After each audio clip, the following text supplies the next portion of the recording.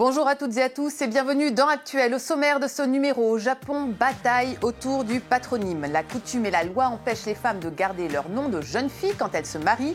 La Cour suprême confirme cette tradition de plus en plus contestée. En Tanzanie, les agricultrices super-héroïnes d'une série de télé-réalités regardée par 20 millions de téléspectateurs. Un programme pour donner un coup de pouce à ces femmes qui assurent la stabilité alimentaire de leur pays, mais qui sont aussi discriminées par rapport aux hommes. Enfin, notre invité de la semaine, Simon Carpentier du groupe Her, nous parlera de son nouvel album, hommage aux femmes, à la féminité et aussi au féminisme.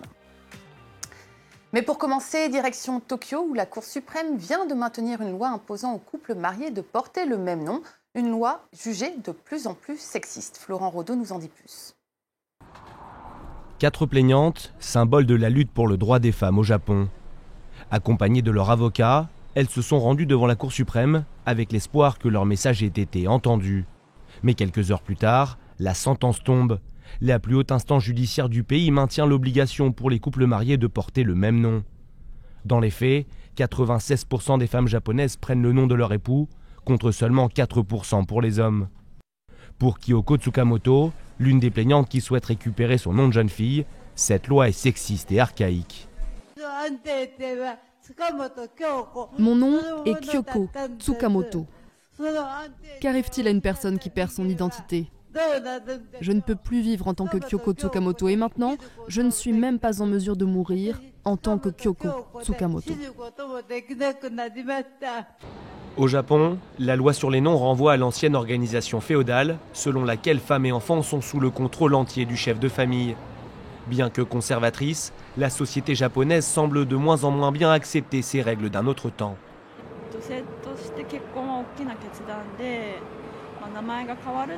Je comprends que changer de nom de famille fasse partie des transformations qu'apporte le mariage. Mais je pense que ce n'est pas bien que cela vous soit imposé. En marge de cette décision décevante pour les plaignantes, la Cour suprême a également décidé de réduire le délai imprescriptible pour se remarier après un divorce. Désormais, les femmes pourront célébrer leur nouvelle union au bout de 100 jours, contre 6 mois auparavant. Une contrainte qui n'a jamais été imposée aux hommes japonais. Le 12 décembre dernier ont eu lieu en Arabie Saoudite les premières élections auxquelles les femmes ont eu le droit de participer comme électrices, mais aussi comme candidates. Une vingtaine d'entre elles ont été élues conseillères municipales.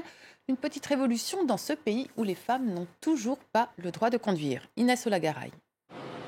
Devant ce bureau de vote de Riyad, la scène est inédite. Déposées par leur mari ou leur chauffeur, ces femmes viennent voter pour la première fois de toute l'histoire du pays. À l'intérieur, cette Saoudienne vient accomplir son devoir de citoyenne, visiblement émue. On est très fiers d'avoir l'opportunité de le faire. Les électrices se succèdent, ravies d'avoir enfin leur mot à dire. Je suis contente, c'est la première fois, mais ce n'est pas la dernière fois, je pense. Ce jour-là, en Arabie Saoudite, il y avait celles qui votaient et celles qui étaient aussi élues. Racha Efzi est l'une d'entre elles. Cette commerciale de 38 ans qui collectionne les diplômes va entrer au conseil municipal de Jeddah. Je vois un meilleur futur pour les femmes saoudiennes, mais nous avons encore besoin de beaucoup de soutien. Nous avons beaucoup de travail devant nous. Un avis partagé par les militantes des droits des femmes en Arabie Saoudite. Atoun El Fassi, historienne, a conscience de vivre un moment clé. Ce que je ressens, c'est que l'on est en train d'écrire l'histoire. Enfin, nous ne sommes plus des numéros au sein de notre société, ou bien des citoyens de seconde zone.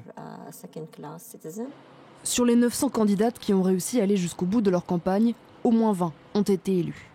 Une victoire dans le dernier pays au monde à avoir accordé le droit de vote à ses citoyennes.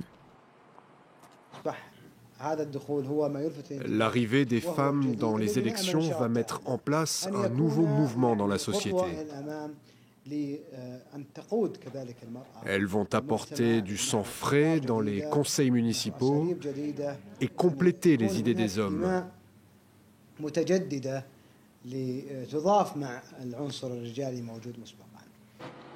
L'Arabie Saoudite est une monarchie absolue. Les partis politiques n'existent pas et un tiers des élus locaux est encore nommé par le roi. Qu'ils soient hommes ou femmes, Les nouveaux conseillers municipaux n'auront donc que très peu d'influence.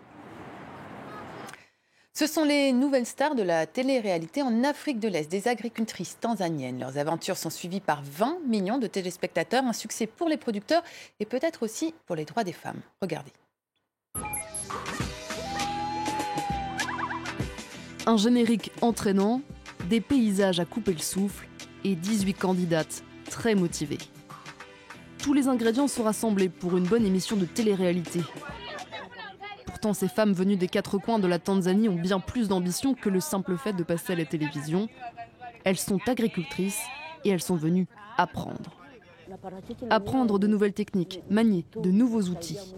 Celle qui sera la plus efficace repartira avec l'équivalent de 8 000 € en produits agricoles et de quoi aider son village à être plus productif.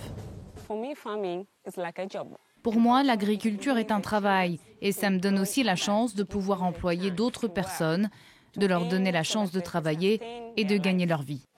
En Tanzanie, 75% des agriculteurs sont des femmes.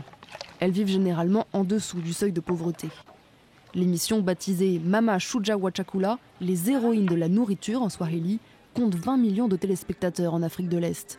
Un vaste public pour ces femmes très souvent victimes de discrimination dans leur pays. L'ONG Oxfam, à l'origine du concept, table sur la visibilité de ce programme pour changer la façon dont sont perçues les femmes en Tanzanie. Leur contribution à la sécurité alimentaire est très importante.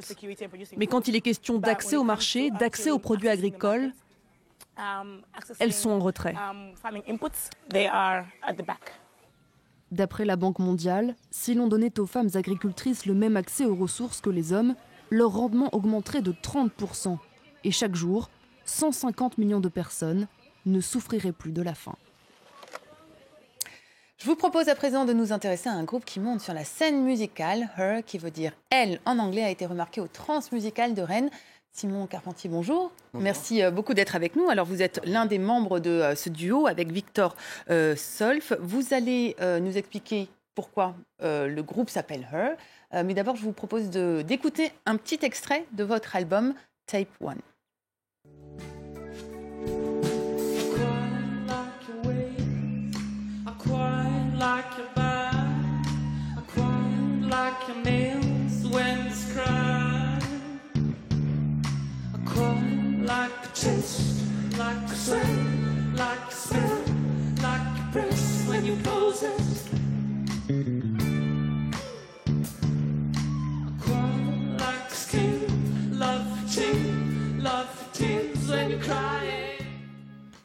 Alors Simon Carpentier, donc Her, c'est un groupe français. Le titre est anglais. Vous chantez d'ailleurs en anglais. Her, ça veut dire elle. Pourquoi vous avez choisi ce nom ? Justement parce que ça veut dire elle et ça veut aussi dire la sienne. C'est un pronom, donc c'est pas vraiment traduisible en français. Et Her parce qu'on est très inspiré par la féminité en général. On parle beaucoup des femmes. Et en fait, notre première tape, Her Tape 1, c'est l'histoire d'une rencontre amoureuse en fait entre d'abord le désir, ensuite la rencontre, le manque et finalement le mariage. Et le mariage, parce que donc Victor Solf, qui fait partie du duo aussi, lui est marié et visiblement c'est aussi un hommage à sa femme. Il a été interrogé par Les Inrocks et il a dit on est féministe. Est-ce que vous dites féministe aussi ? C'est-à-dire que je pense qu'on est plus inspiré par la féminité et sensible à la féminité et à la place de la femme aujourd'hui. En tout cas, dans l'album, il y a des extraits du discours d'Emma Watson à l'ONU. Emma Watson, qui est l'ambassadrice de l'ONU Femmes, qui est pour le coup, elle, une féministe revendiquée. Pourquoi vous avez choisi ces extraits ? Il y a aussi d'ailleurs des textes de Nina Hagen, la chanteuse punk allemande, qui parle de la condition des femmes. Pourquoi vous avez fait ces choix ? On a fait ces choix justement parce que par rapport au nom qu'on défend, Her, par rapport aussi au texte qu'on écrit, on trouvait ça pertinent d'avoir la voix de ces femmes-là en introduction de notre histoire, de notre première tape qui parle d'une rencontre amoureuse. Et parce que je pense qu'on est sensible à ces discours-là. Moi, j'ai regardé le discours d'Emma Watson à l'ONU et je trouve que ce qu'elle dit est pertinent et toujours d'actualité et qu'il y a toujours plein de choses à faire pour aller plus dans l'égalité des droits et entre les hommes et les femmes. Et du coup, nous, ça nous touche. Mais au-delà juste de la femme et du féminisme, je pense que c'est vraiment cet aspect de féminité qu'on peut retrouver aussi chez les hommes qui nous intéresse. Alors, c'est quoi cette féminité? C'est quoi la féminité qu'on peut aussi retrouver chez les hommes? C'est une forme de sensibilité? Peut-être, je pense que c'est tout un tas de choses. Et je pense qu'on le dit bien après avec une phrase qui introduit justement notre tape. C'est « la femme n'existe pas, mais il y a des femmes ». Pour la dire toute, il faudrait toutes les femmes. Ça veut dire que finalement, il n'y a pas un cadre ou une définition précise de la femme ou de la féminité, mais justement autant de définitions qu'il y a de femmes et d'individus. Et c'est pareil pour les hommes finalement. Et du coup, nous, on essaie de s'intéresser à ça avec nos expériences, notre point de vue dans nos chansons. Dernière petite question, on a vu là pas mal de sujets donc en Tanzanie ou encore au Japon. En France, vous avez l'impression que dans votre milieu, autour de vous, que les femmes et les hommes sont égaux en droit, dans leurs droits au quotidien? Je pense qu'on est un pays quand même où les femmes ont de la chance, on va dire, par rapport à d'autres pays, justement comme on le voit dans les reportages. Mais je pense qu'il reste encore plein de choses à accomplir et on voit bien dans la musique, par exemple, qu'il y a quand même énormément d'hommes. Moins de femmes dans les milieux qu'on fréquente et voilà, je pense qu'il reste encore plein de choses à accomplir et il y a des combats à mener et je pense que ça n'en finira jamais finalement. Ça n'en finira jamais. J'espère que ça finira quand même un jour, ce combat pour l'égalité entre hommes et femmes, parce qu'on l'aura atteint. Merci beaucoup, Simon Carpentier, d'avoir été avec nous, de nous avoir parlé de votre nouvel album, Tape One, Her. Donc c'est en sortie le 15 janvier en digital, déjà disponible en vinyle, et vous serez en concert à Paris, à La Cigale, le 26 janvier prochain. Merci beaucoup d'avoir été avec nous. Voilà, c'est la fin de cette émission. Vous pouvez continuer à nous suivre sur Facebook, YouTube et Twitter, parce que Actuel, c'est aussi et surtout les réseaux sociaux. Je vous souhaite de bonnes fêtes de fin d'année. Merci à toutes et à tous d'avoir été avec nous. À très vite sur la toile.